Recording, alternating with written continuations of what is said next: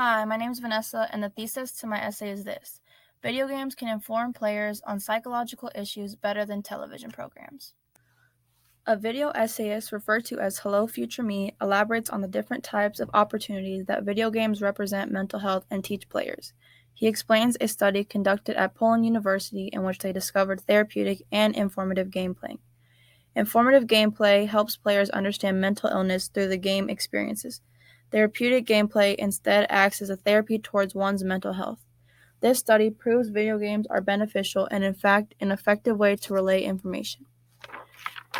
Within his essay, Hello Future Me also discusses how information being exhibited by either video games or television differ. Comparing the two, he states, "The agency here means that the panic the avatar feels is much more your panic, and the coping strategy much more your skill when you learn it. Because of this, it will stick with you more effectively than simply being told about it. The agency element of games also means when elements like this are taught, they're taught at the pace that the player needs to learn them. They're allowed to try and to fail to exact their skill, a vital part of internalizing this mental health coping mechanism. This is markedly different to books and to visual media, which don't allow that. They go at the pace author or director dictated it to go." Here, the video essayist is discussing therapeutic gameplay, but this statement also applies to informative gameplay as well. Children being able to learn and process information at their own pace will always be the most effective approach when television most times does not offer. It is very important for people to be informed on psychological disorders. One we see frequently in society is alcoholism. Though many have heard of it, not everyone knows exactly what this situation looks like. Not only does alcohol addiction affect the addict, but also the people in their life. The video game Among the Sleep first opens to the ideal American household, where a mother and her baby are seated at the kitchen table of their beautiful home. What is not discovered until after hiding from a monster and traveling through the creepy dimensions of this horror game is that the mother of the baby is an alcoholic. Players later identify the monster as actually a metaphor for the abusive alcoholic mother. This itself is a lesson that appearance is not an accurate way to assume someone's mental diagnosis. In this story, the child does not make it out of this unfortunate circumstance alive.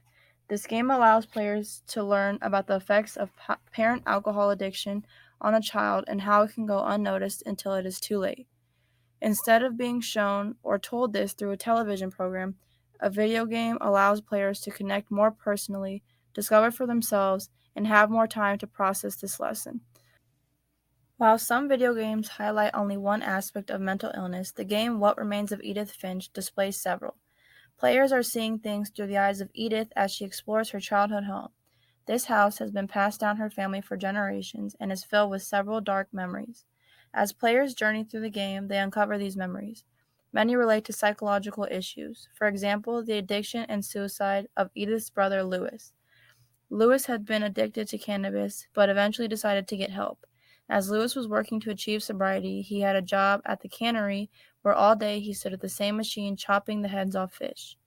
He began to find his life tedious, and oftentimes he would daydream of magical lands. As a result of living an unhappy life and wanting to reach these magical lands, Louis ends up taking his own life. Louis was not the only Finch to struggle mentally. The uncle of Edith is named Walter. In What Remains of Edith Finch, it is explained that Walter was present during the death of his sister. According to the game, she was murdered in a traumatizing way. After witnessing this and numerous other deaths among the family, Walter became deathly afraid of the family curse and spent years hiding in a bunker. Walter's fear could be explained as death anxiety. This game allows players to witness and learn about a variety of psychological states and disorders that are usually topics that avoid being discussed. It is common for parents to only focus on the negative things they hear about video games. A common accusation made by critics is that they desensitize players to violence and that this can disrupt the morals of today's generation. Another accusation made toward video games is that they simply waste valuable time that can be spent doing something more productive. Ultimately, naysayers need to realize the value video games hold and what they are capable of teaching players.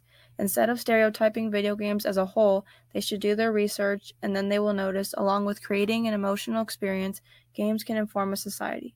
Video games are an extremely beneficial way to grab the attention of a multi-age audience and inform them on valuable lessons relating to mental health, along with other societal issues that go unnoticed or that are never discussed. Games can also do a better job than watching a film because they are more interactive. Video games can inform players on psychological issues better than television programs.